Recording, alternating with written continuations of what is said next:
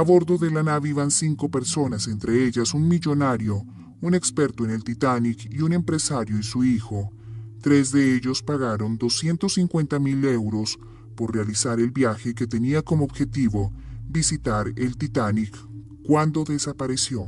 5 personas a bordo del submarino turístico que desapareció en una expedición para explorar el naufragio del Titanic durante el fin de semana no sobrevivieron a una pérdida catastrófica de la cámara de presión. El anuncio se produjo después de que la Guardia Costera de Estados Unidos dijera que la búsqueda masiva en curso en el Atlántico Norte había localizado un campo de escombros en el fondo del mar, que se confirmó eran piezas del submarino desaparecido.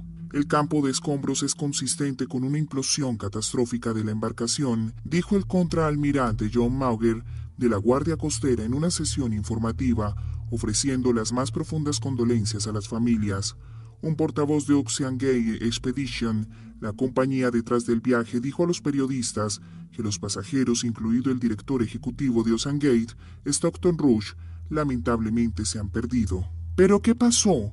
Es la pregunta que todos nos hacemos. Una tripulación de 5 personas en un sumergible llamado Titan, propiedad de Ocean Gate Expeditions, se sumergió en una inmersión en el sitio de los restos del Titanic el domingo en la mañana y la tripulación del barco de investigación Polar Prince perdió contacto con el submarino aproximadamente 1 hora y 45 minutos después. La Guardia Costera primero alertó a los marineros sobre el submarino desaparecido el domingo en la noche, diciendo que un submarino de 21 pies con un casco blanco estaba retrasado y dando su última posición conocida. Embarcaciones en las vecindades solicitaron mantener una vigilancia aguda, ayudar si es posible, decía el mensaje de alerta. El submarino se perdió en un área a unas 900 millas al este de Cape Cod, en el Atlántico Norte, en aguas con una profundidad de unos 13.000 pies, que es aproximadamente el nivel de la profundidad del naufragio del Titanic.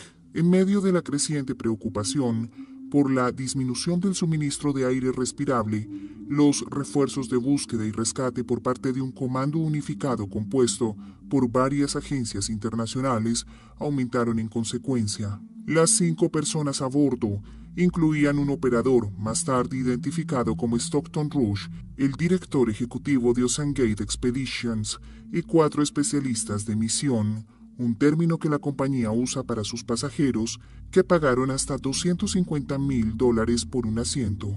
Durante días el destino del submarino y sus pasajeros fue un misterio. Pero después de que se encontraron los escombros, un oficial de la Marina de los Estados Unidos dijo que habían detectado una anomalía acústica consistente con una implosión poco después de que el submarino perdiera contacto con la superficie el domingo, informó el corresponsal de Seguridad Nacional de CBS News, David Martin.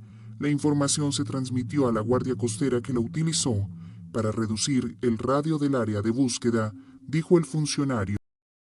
Preguntas, Martín. La primera, me gustaría que nos explicara cómo sucede una implosión, para entender qué fue lo que pasó, qué es lo que ya se sabe.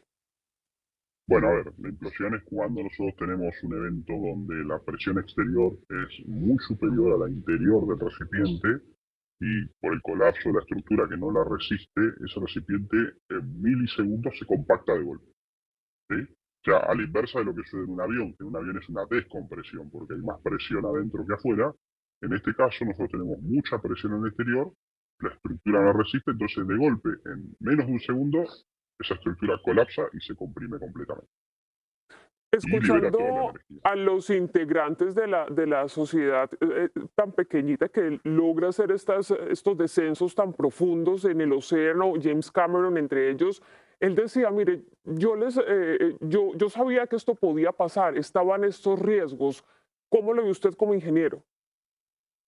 A ver, yo lo he reiterado más de una vez, estamos ante un submarino, un sumergible en este caso, que es experimental, con lo cual no tiene ningún tipo de certificación internacional de ninguna norma de construcción. De hecho, si uno analiza las normas de construcción internacional que hay para este tipo de sumergibles, las normas son muy claras y en el apartado de materiales recomienda dentro de los materiales de uso aceros de alta resistencia o titanio para esas profundidades. Con lo cual estamos ante un submarino experimental en donde se estaba llevando adelante una tarea con un casco resistente a la presión, estaba desarrollado por dos materiales. Un cuerpo central de un material que se llama carbono, un material compuesto de carbono, y dos extremos que eran las esferas de la parte trasera y delantera, o sea, popa y proa, en titanio. Y realmente eso, obviamente como ingeniero, nos ha llamado mucho la atención, porque no hay antecedentes de sumergibles que circulen o estén inmersos en esa profundidad que tengan un casco en material compuesto como el carbono, ¿no? Por eso era algo experimental, era un prototipo que estaba en periodo de desarrollo.